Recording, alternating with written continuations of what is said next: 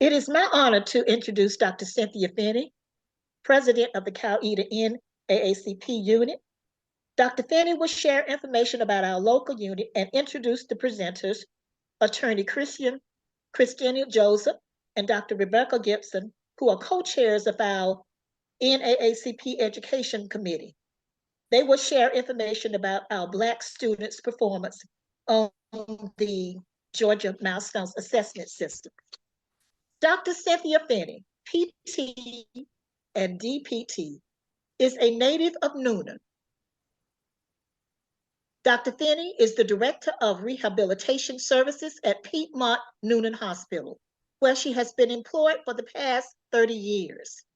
She received a BA degree in psychology from the University of Georgia, a BS in physical therapy from Georgia State University, and a doctorate in physical therapy from Alabama State University.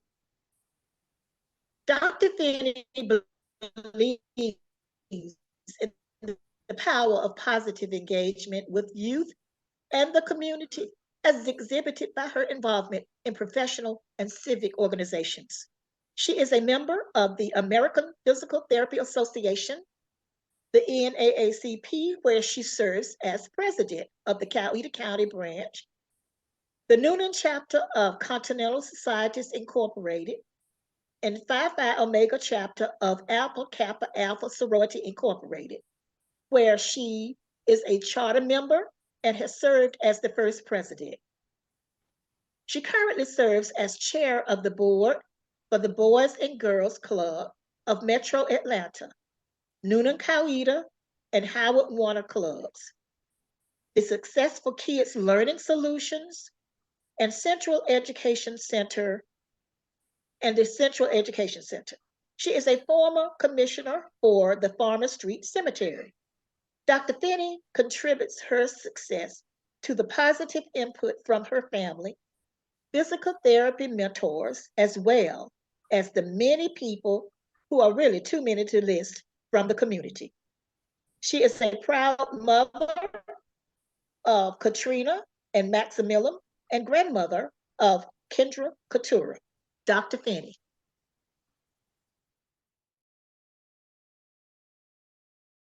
Thank you, Brenda, for that introduction, and good evening, everybody.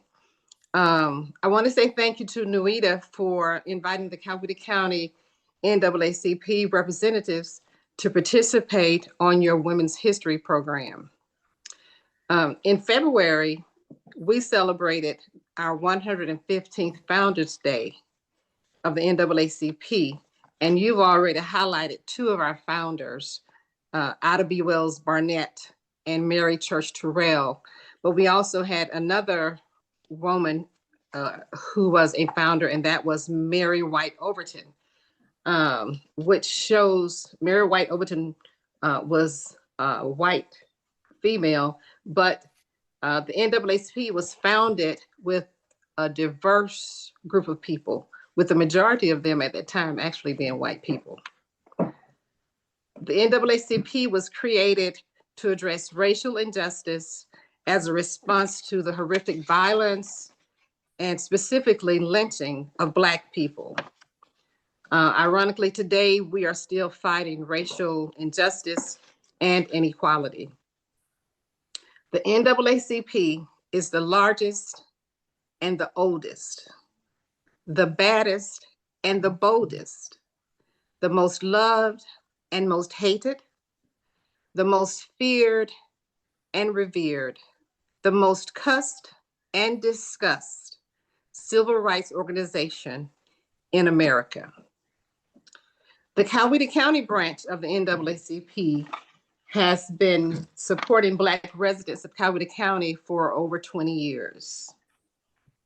I invite you to join us in our efforts.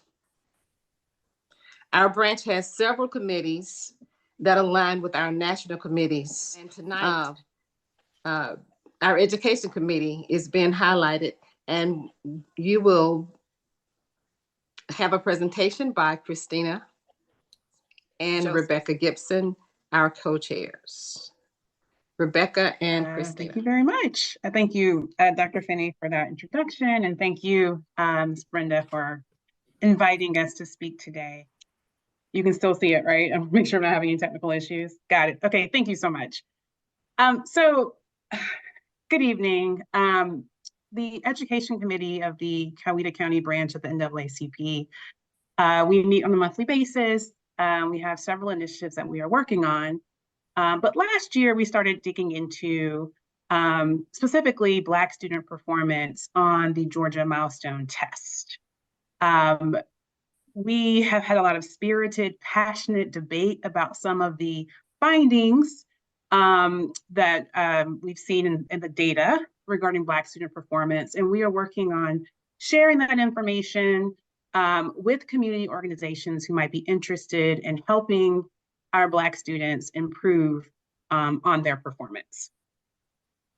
So in case you're not familiar, the Georgia Milestone Assessment System, or what people may refer to as the GMAS, is a statewide test that students from grades 3 through grade 12 will take just about every year. It's the same test across the state. I know when I was a child, it was like the CRT, or you had the ITBS. You had several different types of tests that we would take to assess, student performance, but also kind of the quality of the education being delivered in a school system. So just high level, you can see there in grade from elementary school through middle school, students will have a test every single year, typically at the end of the school year in May. And then in high school, there is a test at the end of certain courses, right? Those are what we call end of course tests. The stated purpose of the GMAS, as stated by the Georgia Department of Education, is to serve as a critical measure of student achievement and academic readiness. There are kind of three main goals or purposes of this assessment system. Number one is school and district accountability. So again, this test measures student mastery of certain Georgia academic areas on an annual basis. And so school systems are able to assess the quality of the teaching within their school system and within specific schools as well. This is also kind of a critical measure of students' mastery or proficiency of key subject areas on their academic journey, right? So this assessment is designed to independently and objectively measure a student's performance versus what might be like a student's grades, which could be impacted by behavior or grade inflation or other factors, right? This is supposed to be objective. And then lastly, the test itself can have an impact on a student's academic journey. In elementary school, if a student doesn't score at a certain level, it can impact whether or not a student is promoted. And in high school, the end of course test serves as a final exam for those courses and can impact the student's grade, which we know can be very important for qualifying for scholarships in the state of Georgia. So what I will say with this test is the state has tried very hard to kind of streamline and make the assessment, or the way to evaluate the assessment, very easy for teachers and parents. It essentially breaks down performance at 4 achievement levels. On one side, you have number ones, which is our beginning learners. So if a student tests as a 1 in a subject area, that student has not demonstrated any proficiency in that subject area and will require significant or substantial academic support in order to be successful in the next grade. Then you have your 2s. So if a student scores a 2 in the subject area, they are deemed a developing learner. So they have partial mastery or partial proficiency of that subject area, but still will need additional academic support in order to be successful at the next level. And then you have your 3s and your 4s. Your 3s are proficient learners. They're right on track, right where they're supposed to be, doing well. And your 4s are your distinguished learners. Those are the ones who are advanced, they're well beyond the current level, and thus, no intervention is necessary. So obviously, when you look at this, you want to minimize the numbers of 1s and 2s you have, and hopefully have maximized numbers of 3s and 4s. And if you talk to educators, you'll often hear them say, oh, I have lots of 1s and 2s this year, so we're kind of having to slow down in my class and work on some basic things. Or you'll hear them say, I have lots of 3s and 4s, and so we're just like moving really quickly. So that's kind of how they break it down to make it easier. So the state of Georgia, to its credit, has the last 2 years provided a dashboard, an interactive dashboard. Anyone can go on their website and get this data as to student performance on this milestone assessment. So this is only for the last 2 years. And so this dashboard, you're able to filter the data by the year, again, last 2 years just for this data so far, your region, your specific school system, and even down to your specific school to understand how students performed on the test. And then you can further break down the data by, the type of student, the grade level, and the test that was administered.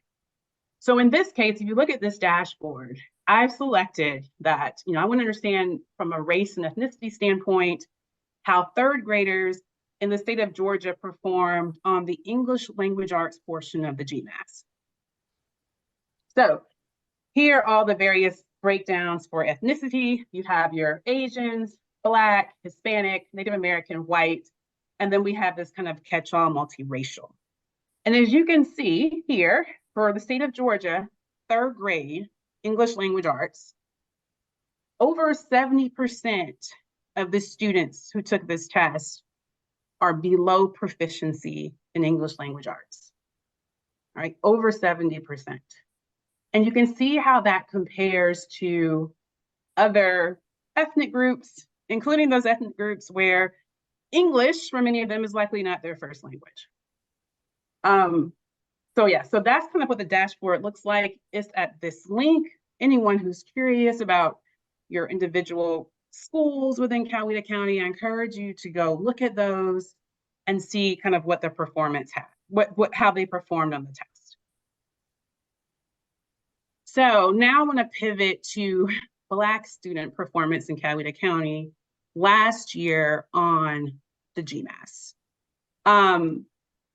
When we often go to the school board meetings to just, observe, see what's going on.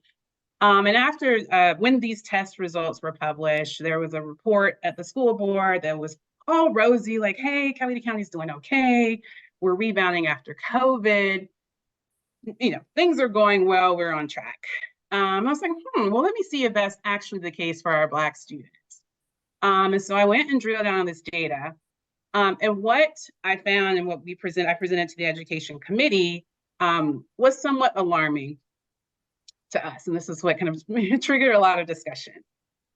These percentage levels are all below proficiency. So the bold, so here's the grade level, here's ELA and math. As you can see, across the board for elementary and then 6th grade, this is for last year, over 70% of our Black students performed below proficiency. Over 70% were 1s and 2s. And then for math, as you can see, the numbers trended even higher. In fact, 6th grade math students, 86% of our Black students were 1s and 2s versus 3s and 4s. Now I have a few numbers up here just to compare how that measured up to other ethnic groups here in Coweta County. And as you can see, A is Asian, H Hispanic, W is white, and then S is kind of system-wide. We have the lowest performance across the board, the lowest. Unfortunately, I don't have the breakdown by race and ethnicity pre-COVID, but I do have the system numbers pre-COVID. And as you can see, as from a system perspective, we were performing better overall. So unfortunately, I don't have a data point to compare Black student performance pre-COVID, but I could extrapolate if the system was performing better, Black students were probably performing a bit better as well pre-COVID. But here is where we are post-COVID. Now, I'm not going to drill down into every single test and every single grade, but I just wanted to show you kind of a high-level overview of what a few grades looked like. So this is third grade English language arts for Coweta County last year. As you can see, Black Hispanic children, again, greater than 70% were below proficiency. The orange and the yellows mean these students need significant academic support in order to do well in the next grade level. And the same for, this was sixth grade, as you can see, still not where we should be. And for math, a similar story, a little bit better for math for grade 3. We didn't have as many 1s, but we did have a ton of 2s, right? So still not a great story. And then quite alarming for sixth grade mathematics, 86% below proficiency. So what do we do with this information? Our committee talked about it and we're like, we need to talk to the superintendent. So myself and then Rebecca, co-chair, mom, we sat down with Dr. Horton, the superintendent of schools here in Coweta County, and several experts from his office to talk about this data. I will tell you, to their credit, they are very concerned and they are putting so many resources against closing these gaps. We had a lengthy discussion with them, and since this is public school, they couldn't really say, this is about Black students or not, but we did have some candid discussion with them about what could community organizations do to help support students and close these gaps. And we spoke extensively about 3 areas that were of particular concern to the folks in the room. Number 1 was parent engagement.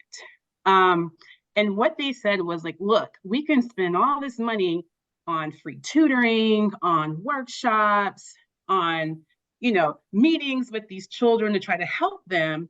But if I can't get a parent to read an email or call us back or just engage, those resources are wasted.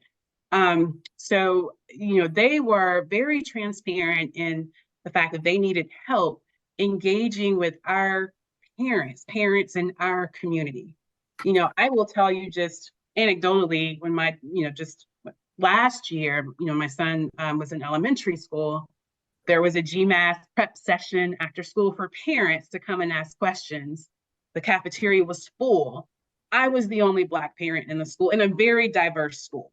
And I know that, again, anecdotal, I don't have the data to know if Black parents are going to these types of sessions, but that was just a data point for me. And it seems like it was reinforced by what folks in the room were saying about just engaging with our parents, making sure they understand what their child needs and that there are resources out there for them. Another area that they said they could use help is early school readiness.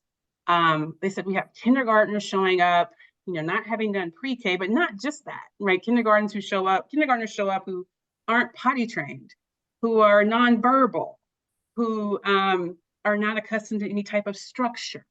Obviously haven't experienced any sort of pre-K experience, right? And so that is an issue because that puts the child behind. The speculation being that perhaps, parents, siblings, they're not engaging as much with these young children due to, perhaps too much screen time. That was just, again, speculation. They didn't present any evidence. That was it. But again, this is a kind of a troubling trend that they're seeing in their schools with our kindergartners. And then the last one we talked about was chronic absenteeism. And this is a problem throughout the state post-COVID, but Coweta County is also experiencing this in several of our schools. Kids just aren't showing up. And if kids don't show up to school, they can't get the help they need and they don't do well on tests. I'll stop there. I wanted to see if Rebecca wanted to add anything, as she was in the discussion with me, and she is a retired educator and well-versed in kind of all of these issues. Rebecca? Well, thank you. Well, I would like to say that I think, as all of you know, this does start with early, 3 and 4 years old.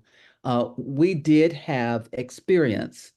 I think some of you already know that for 5 years, we had a nonprofit and ran a pre-K, pre-kindergarten program in the summer. And I can attest to the early readiness problems, because what we did for 2 weeks, we tried to work with students, teachers were there as well, and the school system backed it, trying to get the students ready behavior-wise to go to kindergarten. And it was interesting, we picked our students very, very carefully, and we worked with parents and students. That is critical at that time.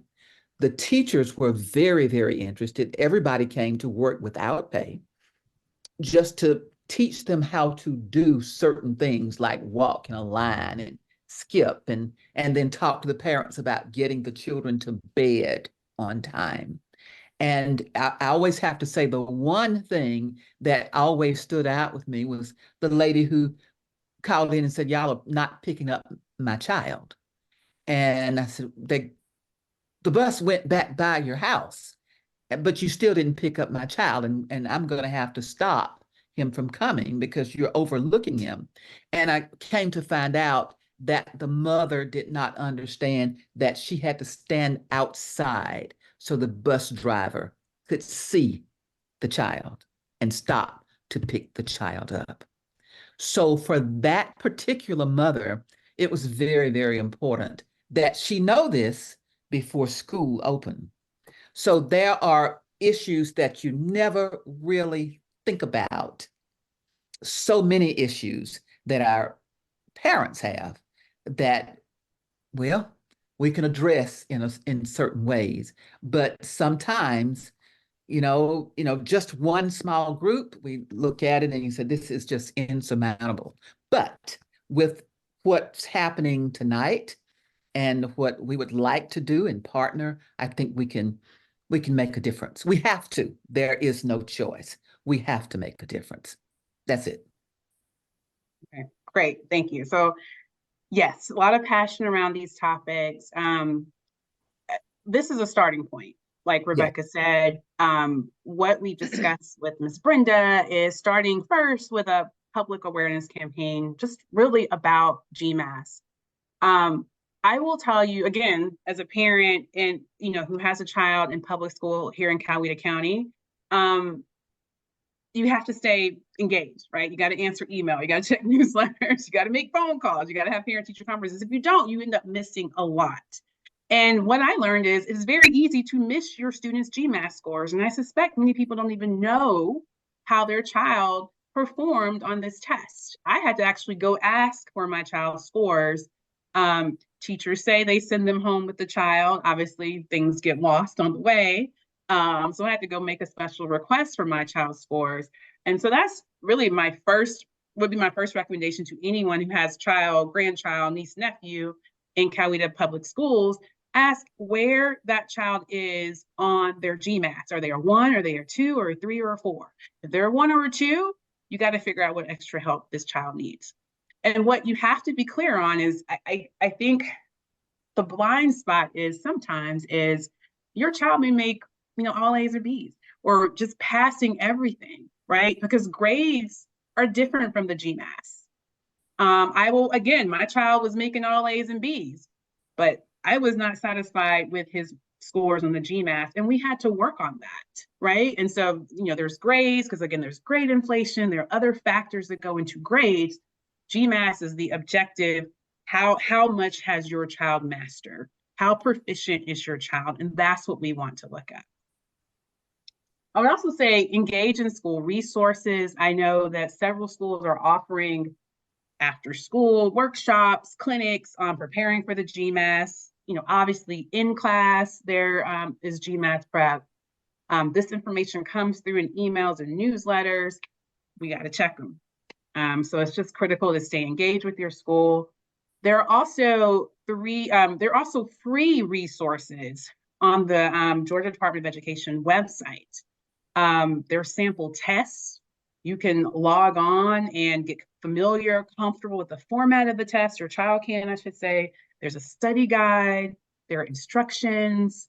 I will say for my child, to help him improve, I printed off the sample test for his grade year, and then every weekend I just gave him a few questions to do, just so he could get familiar with it. And his scores improved dramatically. I mean, I won't take all the credit. Surely, his teachers had something to do with it. But I think just being familiar with the test is helpful. And then just discussing the importance of the test with your child. Make sure they know this is the time to, every day you should do your best. But, eat a good breakfast, get a good night's sleep, be ready for this test. Know when the test is. I'd like to interject something right there. Oh, sure. Yeah, the last thing that you said about the sleep. And parents have a hard time now because they are having to deal with technology. They're having to deal with television. They're on the phones all the time and staying up. And it is not easy, but it must be done. In the beginning, just the thing of getting the child to bed, to sleep without any technology around them on time, so that that child could get a good night's sleep. Believe me, that's something that many, many, many of our children do not get. That should be emphasized, as well as eating nutritious meals. A big part of the problem would be over if those two things are taken care of. Yes, thank you. Thank you. Very important. And there's a link to the free online resources. We've drafted a couple of flyers, slides that could be distributed. If you all would like that has the link to the free resources with the Department of Education. So, along with this public awareness campaign, we have a lot of work to do, a lot of work that we would like to do. And we've had some discussions at our NAACP general body meeting. And one of the questions was, well, hey, what are other organizations doing in this area? How are other community organizations supporting our students, targeting our communities to help with educational initiatives? And that was a very good question because, we know things here or there. Obviously we have, some members of other organizations on our committee, like Ms. Brenda, Ms. Gracie's here. But, we think it would be very helpful if we could kind of compile a list of educational activities or, camps, workshops, tutors, whatever, that our other local community organizations provide to our students or targeting our communities or parents. So with that in mind, we've established an online form for people to access and to go in and just provide some information about your organization and any educational initiatives that you have in place and that you provide to students here in Coweta. It could be scholarships, it could be, again, workshops, scholarship prep, college application prep, all of those things. It would be helpful to know, particularly as we as an education committee, we start planning going forward about additional activities we want to do. We can look to that list to see, oh, hey, this organization is already doing it. Perhaps we can support them, send more people their way, or maybe there's an opportunity to partner down the line. So I think we'll have, we have another slide that we can distribute that has the link to this form.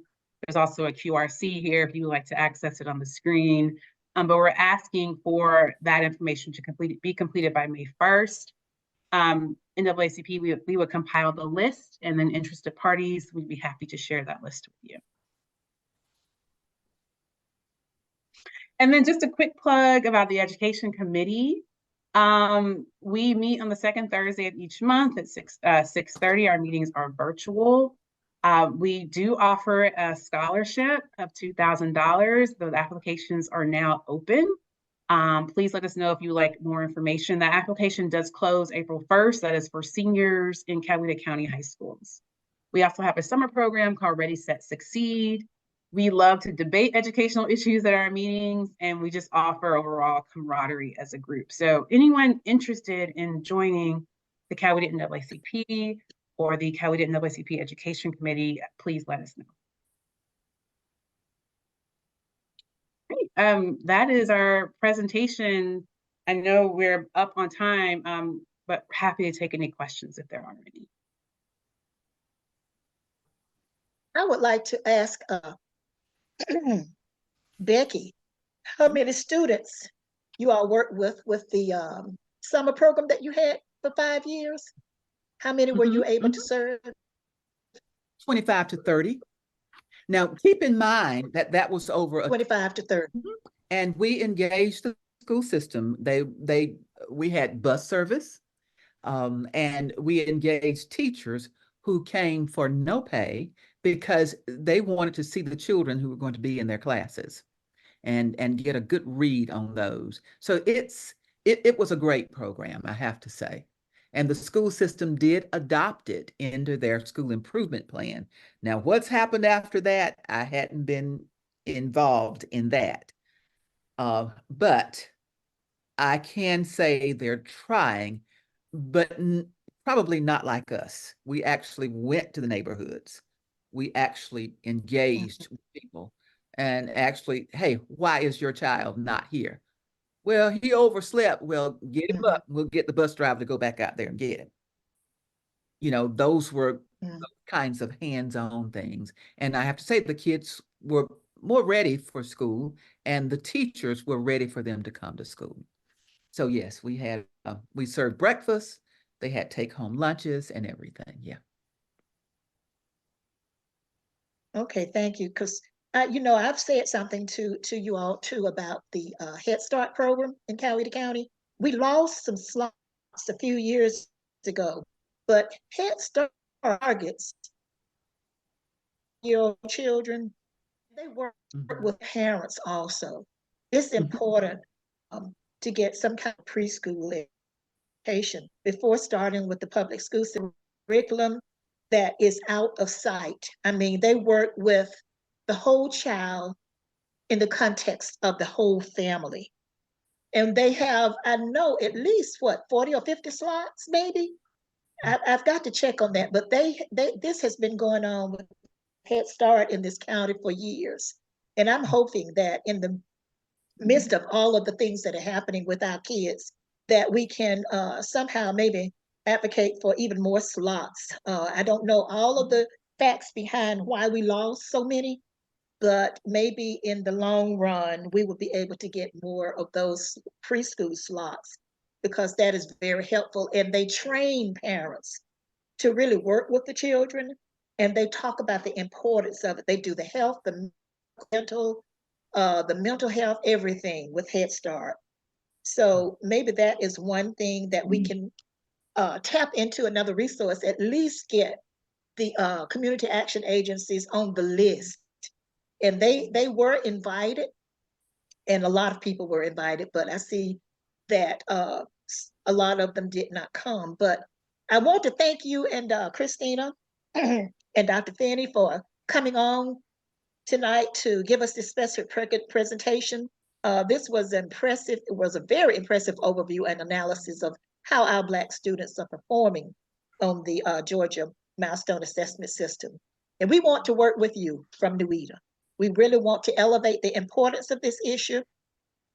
And this particular program is like a first step campaign, as we've said before. We plan to contact the organizations and churches represented tonight for follow-up.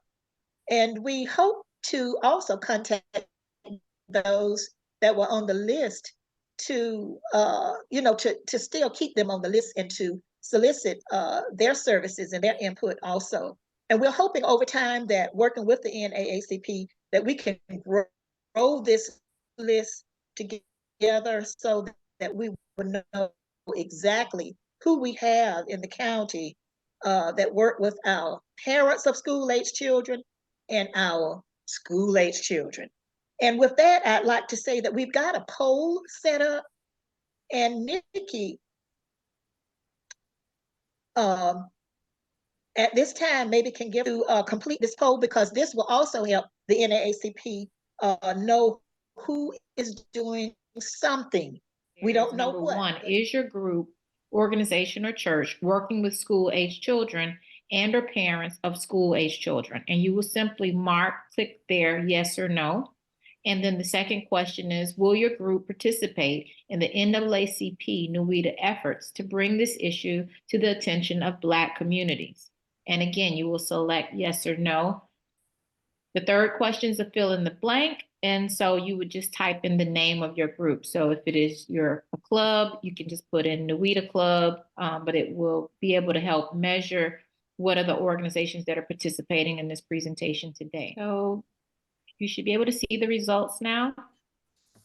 Can you see for number one, we have 100% of our participants answering yes. Your group is working with school-age children and or parents. And for number two, the majority of the answers, 92% answered yes. Will your group be working with bringing attention to this issue in your communities? So, and then we have 100% on the third one answered, and I will share those results with you to the Neweta Club and to the NAACP later if you like. Thank you.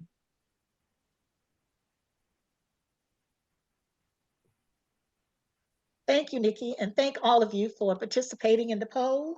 And I wanted to just make one more statement. Neweta plans to direct attention to the NAACP